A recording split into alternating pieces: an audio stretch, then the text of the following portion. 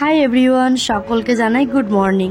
Welcome back to my channel JK's world. আমার channel JK's ওয়ার্ল্ডে তোমাদের সকলকে আরও একবার ওয়েলকাম। আজকের ভ্লগ ভিডিও স্টার্টিংটা একদমই অন্যরকম, রান্না বান্না দিয়ে শুরু করলাম। কারণটা এটাই সত্যি যে আমারও এইভাবেই সকালটা শুরু হয়েছে। আজকে লাইফে এই ফার্স্ট টাইম ঘুম থেকে উঠে রান্না চাপাতে বসেছি। হ্যাঁ, রান্না করিনি তা নয়, সকালে অনেকটা দেরি করে হয়তো, কিন্তু এরকমভাবে ঘুম থেকে উঠি ফ্রেশ হয়ে রান্না করতে বসবো এরকম কোনোদিন হয়নি। কারণটা হচ্ছে যে শাশুড়ি মা বাড়িতে নেই, আর সকালবেলায় ওরা ঘুম থেকে উঠে যখন অফিস যাবে তখন ভাত নিয়ে যাবে বলেছে। তো বাইরের খাবার খাওয়াও এখনও অনেকটা রিস্কের ব্যাপার, তো সেজন্যই আজকে একটু রান্না করে দিচ্ছি। আমার হাজব্যান্ড কিন্তু আমাকে কোনো রকম চাপ দেয়নি যে রান্না করে দিতেই হবে। আসলে আজকে হাটবার ছিল, মাছ শাক সবই এনেছে, তো আমি রান্না করলে আমিও খেতে পাবো, সেজন্য আর কি একটু তাড়াতাড়ি রান্নাটা করে নিলাম, ওদেরকেও একটু দিলাম আর আমিও খেয়ে নিয়েছিলাম।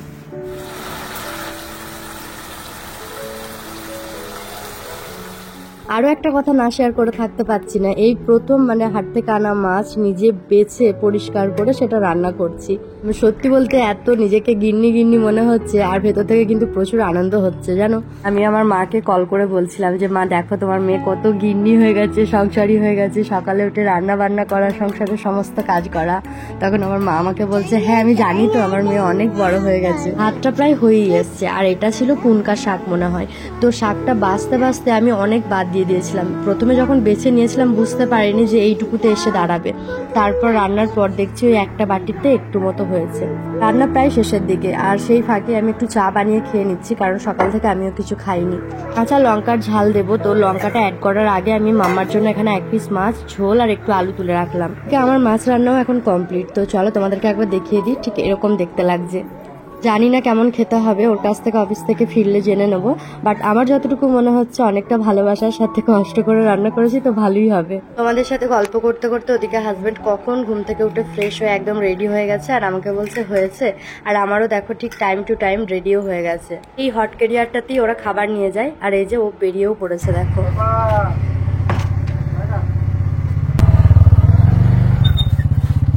টাটা। হ্যাঁ,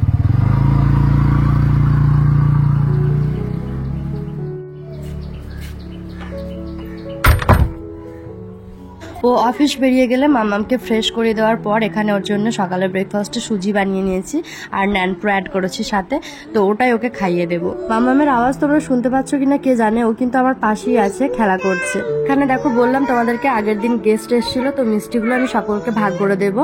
আর খাবার জল নেই একদম দেখলাম, তো মাম্মামকে খাওয়ানো শেষ হলে আমি এখানে জল ভরতে চলে এলাম।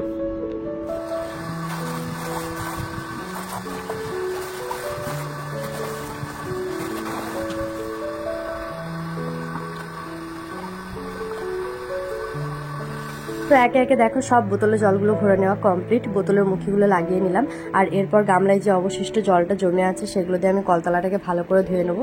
জানো তো যখনই মোটর চালাই এই টাটকা জলের ঝাপটাটা মুখে দিতে একদম সেই লাগে সেই। এখন আবার বৃষ্টি পড়ছে, তাও এত গরম করছে মাঝে মধ্যে, কি বলবো। আমার ভয়েস শুনে তোমরা বুঝতে পারছো কিনা জানি না, তবে আমার ঘাম বসে বসে এত পরিমাণ ঘামছে এই গরমে যে আবার সর্দি লেগে গেছে। আর আমার সর্দি লেগেছে বুঝতেই পারছো টেনশন হচ্ছে কাকে নিয়ে, ওকে না অ্যাটাক করে, কারণ বাচ্চাটাকে অ্যাটাক করে দিলে তখন আমি আবার শরীর মন দুদিক থেকেই দুর্বল হয়ে পড়বো। তোমরা সবাই নিজের খেয়াল রেখো, নিজেদের বাচ্চাদের খেয়াল রেখো, নিজেদের পরিবারের খেয়াল রেখো, আর হ্যাঁ সাথে আমাদের জন্য দোয়াও করো। তো চলো জলগুলো এবার একে একে ঘরে রেখে দিই, আর তারপর দেখি কি কাজ আছে।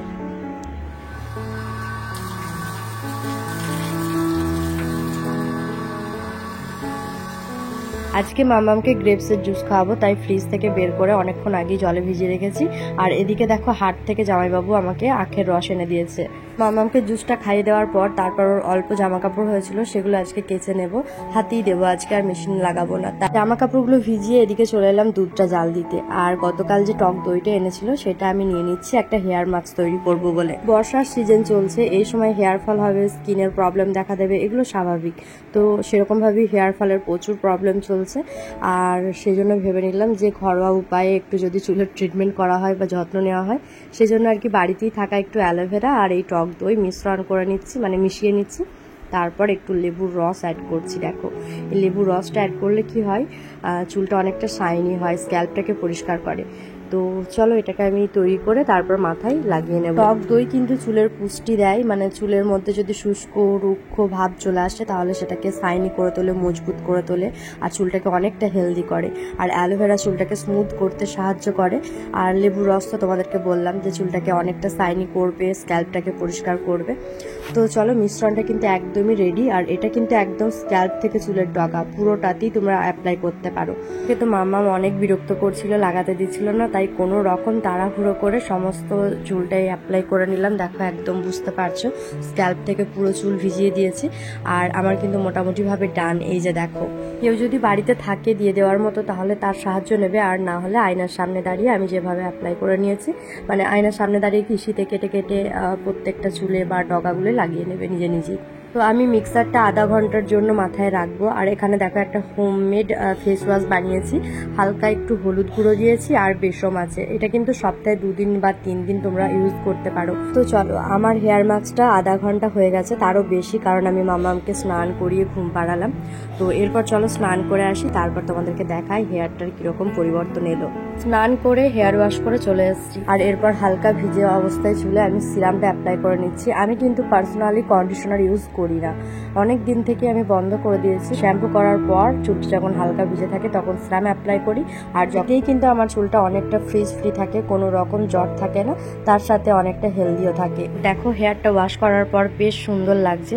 আর চুলটাকে দেখেই মনে হচ্ছে যে অনেকটাই পুষ্টি পেয়েছে, যেরকম ভাবে রুক্ষ শুষ্ক হয়ে গেছিল কি বলবো। জানো তো কন্ডিশনার ইউজ করার টাইমে আমার হেয়ার ফলের পরিমাণ বেশি ছিল, এখন কিন্তু অনেক কমে গেছে।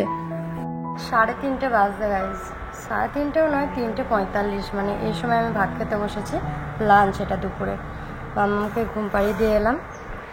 বাচ্চা নিয়ে একা সত্যিই কষ্ট, মানে কোনো দিন তাড়াতাড়ি হয়ে যাবে, আবার কোনো দিন এরকম 3টে, 3:30, 4টে। চলো লাঞ্চ করে নিই।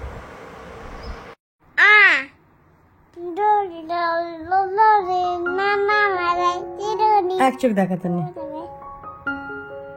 বলুন দোল বলুন।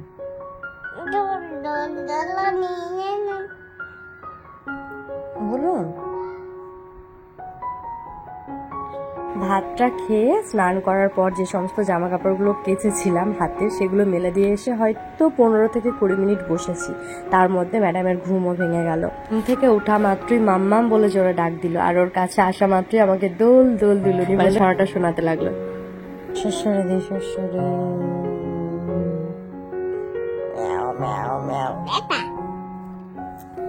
ডাল দিই, ভাত দিই, মাছ দিই, গোস দিই, ডিম দিই। আপনাদের মেও আছে? মেও মেও মেও মেও মেও মেও মেও মেও মেও মেও মেও মেও মেও মেও মেও। আবার দেখি ডাল দিই, ভাত দিই, মাছ দিই, গোস দিই, ডিম দিই। আপনাদের বাড়ি মেও আছে? আছে?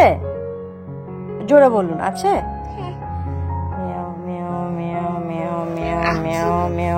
মেও মেও মেও মেও তো চলে গেছে, আমি দেখেছি। মেও মেও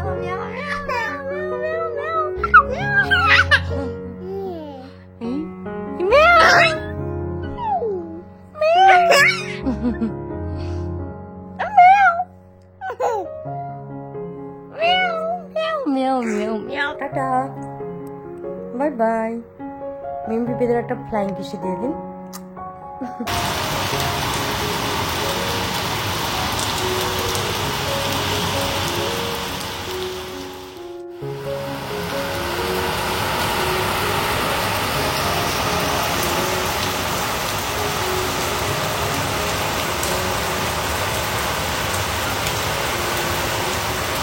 বাইরে তখন মুষলধারে বৃষ্টি আরম্ভ হয়েছিল, আর সন্ধ্যাবেলায় ওর বর্দি ছর্দি এলে ওদের সাথে ঠিক এরকম ভাবে সেজে খেলা করছিল।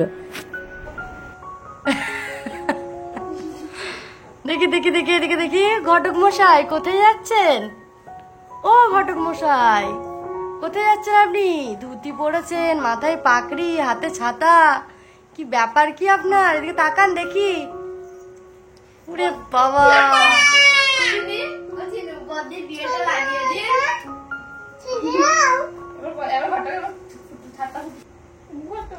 এই বৃষ্টি পড়ছে নাকি? বৃষ্টি পড়ছে? তাহলে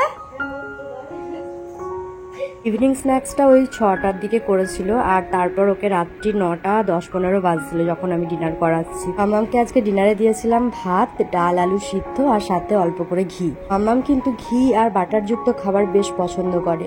ওকে যে খাবারই দিই ঘি মাখিয়ে বা বাটার সাথে অ্যাড করে ও কিন্তু বেশ ভালো করেই খেয়ে নেয়। চলো বন্ধুরা, আজকের ভিডিওটা এখানে শেষ করছি। আবারও দেখা হবে নেক্সট একটা ভিডিওতে। টাটা, সবাই ভালো থেকো, সুস্থ থেকো। যারা যারা এখনো চ্যানেলটিকে সাবস্ক্রাইব করোনি, সাবস্ক্রাইব করে দিও।